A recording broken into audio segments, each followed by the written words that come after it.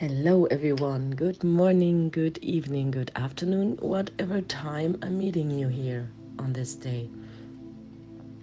Today I have a wonderful topic, a very important topic about, self-talk. How do you talk to yourself?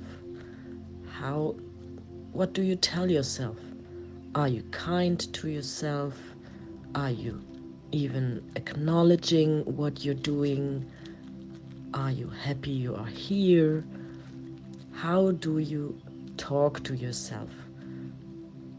Do you argue with yourself? Do you tell yourself how stupid you are when you have done something wrong?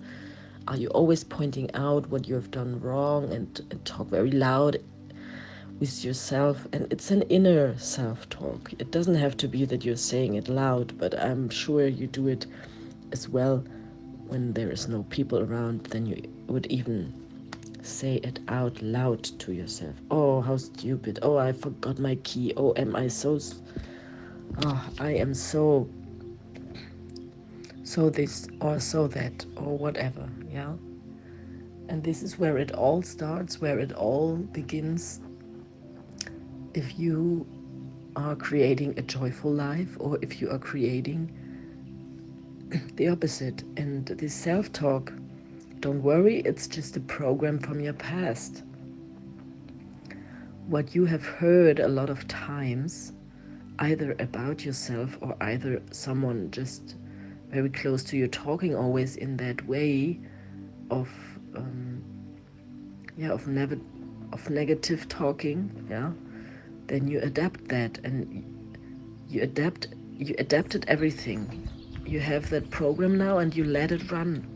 It's like you are running now that program that someone else has been letting run in times where you were a little child, where you were on recording mode. And now you're doing the same thing to yourself, about other things, about other people. Yeah, and this is where you have to really look at. That's the first thing in personal development, what you have to check. The inner talk. And that takes time. That is really training. That is always again and again. It's not training, it's more repetition. You have to now be very aware and observing to reprogram, to create a new self-talk that appreciates, that is acknowledged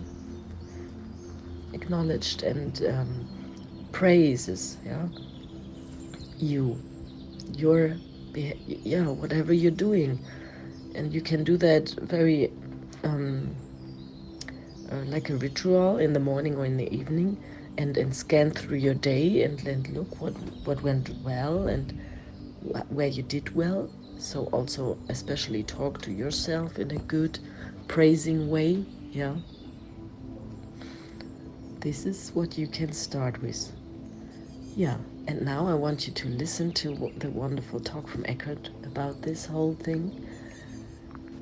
And if you would like to have a wonderful, really, really great, transforming gift, then look up in the description of the video. You will see what it is. And then write me an email in the channel description. Not in the video description, in the channel description you will find my email. And now just lean back, take that cup of tea or a warm water with room temperature now in these days, and enjoy your own me time now. People don't realize that a significant part of the unhappiness in their lives is actually generated by unnecessary, negative, often destructive mind activity. and they don't even know it. Mindfulness is first of all discovering the simple fact that there is a voice in your head that continuously comments on your life or on what's happening around you. That's the self-talk in there. Everybody knows what the self-talk is in there. You talk to yourself. Sometimes you talk to yourself in the first person, I. Some people talk to themselves in the second person, you. So you can get annoyed with yourself, and then you say, you shouldn't have done that. And then you have another thought that says, yes, but I couldn't help it. And you might even get a third voice come in, and whatever it says, why can't I get out of my self-talk? That's self-talk too. But it's an amazing, the first thing, what I call the first awakening, spiritual awakening, it's a discovery that there is a voice in your head that always talks to you, mostly silently. If it talks out aloud, then you're continuously, and there's nobody around, then you are considered insane. And that's only if it's loud, but most people have that inside their heads and they are not considered insane, it's considered normal. But there's not such a big difference between the two. And sometimes when you listen to, there might be a man walking in the street muttering, oh, and you say, oh, he's really insane. But it might be that you are doing the same, but it's just not out aloud, it's in your head. I should have said that. Why didn't I say that? Next time he does that, I'm not exactly know what I'm going to reply. And it goes on and on. Even mainstream medicine is discovering the connection between your state of mind and your state of health. Thank you, Eckhart, for this wonderful talk. And I love how deep you go with it. You can hear I have a cold. I catched it up. Yeah. I had, my understanding of colds. I will make a short explanation to that. But for sicknesses and colds and whatever it is, from my understanding, is like having now something with my voice. The past days I had a few issues with the dad of my children, and so this is the answer to that. My body tells me there were things that stressed me. Things have been said or I that have stressed, and that's the answer. Each cold and each symptom has a meaning, a deeper meaning. This is what I have learned from my, not just experience, but it's a combination of experience and knowledge. I want to tell you, there are books about symptoms and what they want to tell you. For example, a very big one is, look it up, it's Christiane Berland, it's her name. It's a huge book with a yellow printing on the top. And it is she's a doctor, and she found all this out through many years of experience of observing and with many patients. Yes, this is so important for everyone to know this. And still, it doesn't mean it will not happen, as you hear me. Huh? Things happen anyhow, but you can faster get out and over it and not let it go too bad, become too bad. Huh? Yeah, that's what it is and what it does if you understand that. So let's come now to the very important things that I want to also give you regarding the topic that Eckhart was talking about, the self-talk. And yes, I mean, he talks about the two versions. One version is about yourself, your person, And the other thing is about situations, so how you judge and interpret situations for you, yeah. And I would like to talk about the self-talk about yourself. And I want to point out the so-called 5 mainly drivers that you have, that we all have inside of us,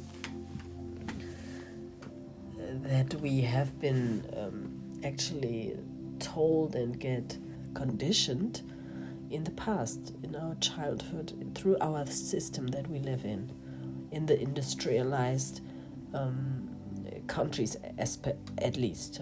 The other countries, of course not, but the countries that we all live in, when you listen to this, you're for sure someone from that industrialized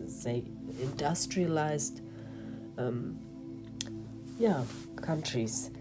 So these are really important, and really I want to give you that as an exercise to really take a piece of paper and a pen and write down which of these drivers, these 5 drivers, are the ones you really feel connected with, mainly. And then you can write down underneath from where did you get these driving sentences is in your head. That way you can start realizing, okay, I have that. And also realize it's not bad. It's good to have these drivers. They make you go forward. They make you go active. It is important to come to action. But if you feel there will be situations where they push you so hard that you don't feel good anymore, and you have to really become an observer of your feelings to understand, okay, where is it that it doesn't feel good anymore and it pushes me too much and I do too much, I could do less, or so then you can there change something. Okay, now I want to give them to you. So the first one we have is be perfect. Do everything right. It's not good enough yet. I have to still do this or that to really get it really perfect. And I have to be really correct in everything. Everything has to be correct. So that's the first one. That is good to do things in a good way. But if you feel you're getting angry and whatever and get stressed, then stop it. Then it doesn't help you. Yeah. So the next one. Be always good. Always behave in a good way. Make a good feeling to others and do everything right for the others. Please everyone. You cannot say no to someone. You always have to say yes. Yeah, and to not have conflicts, you rather agree or do as someone would like to hear from you. And your own interests are not as important as all the other interests. And this is also, you see, it is good, especially with children, you have to find a way, and but look that your interests are also important. Don't push yourself too far away, and often you are not realizing that one. That driver is, for me, a pretty hidden one. So really write it down. So the next one is be strong. Do it by yourself. Don't ask for help. It's all under that. Be strong and bite your teeth together and don't show any feelings. Don't be soft. Be strong. Don't show weakness. Don't show any weakness. This is all in be strong. mostly from people, from parents. They tell you that. Okay, and the next one is give everything, work hard. You have to always, you have to make it. You have to face problems and get over them, and work as hard as possible to get through everything until the last minute of the day. Work. It's like the workaholic ones. So in the last one, that's a nice one. Ooh, be fast. Come on, hurry up. Come on, don't be too slowly. Don't be too late. Hurry up. Do everything at the same time to get things done, to not lose time.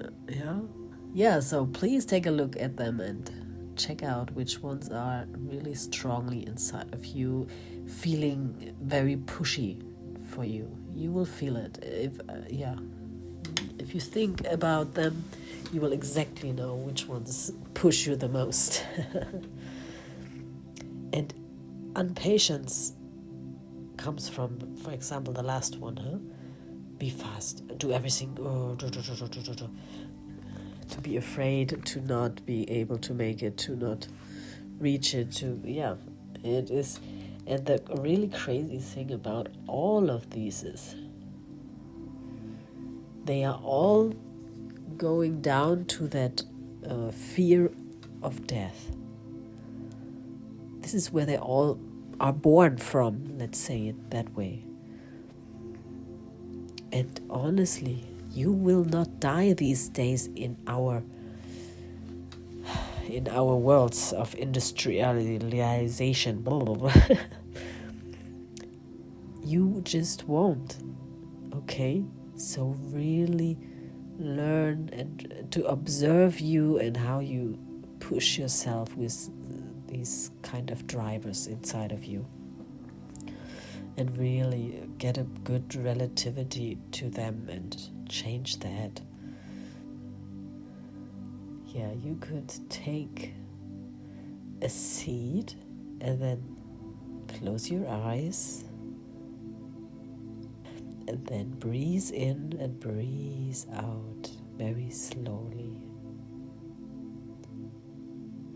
And then imagine, stand with your feet really on the ground, and then imagine there are roots growing out of your feet down into the earth. They grow just into the earth, deeper and deeper and deeper. And then feel how you can, through these roots, in one hand you can release everything that is pushing, pulling, driving you too hard. You can release it into these roots, and they will give it away to Mother Earth. And by breathing in, Mother Earth gives it back to you in a warm, transformed energy form that fills you up, that gives you warmth and stability. And then imagine your head is very permeable and connects to Father Sky, that you are with your head connected through light beams with Father Sky, and that all of your thoughts, all your pressures, you can also now send up to Father Sky, and he will take it and transform it into lightness, into a very colorful, glimmering energy that, yes, gets you moving, gets your body moving, gets your whole system moving, but in a very lightful way, in a very light white way, a very joyful way. And it all comes back to you by breathing in. Yes, And now is with all this wonderful energy inside of you, become aware of your heartbeat, that it is beating without any help. You don't have to have any driver inside of you that is doing this for you. It just done by itself. Your heart is beating. Your breathing is done automatically. It's not that you are doing that. It's been done to you. And you don't have to do nothing for it. For being alive, you don't have to do anything. You just are. And it's that huge gift that you are. Yes, and that's why I'm always telling you to remember who you really are. That lottery win in your life, because you get breathing, you get your blood pumped through your veins. This life has been given to you. It's your gift, your body, your whole system has been given to you as an instrument to play on, like a music instrument to play on. And you can just enjoy it from now on. It's your decision to use that instrument the way you would like. And now you can open your eyes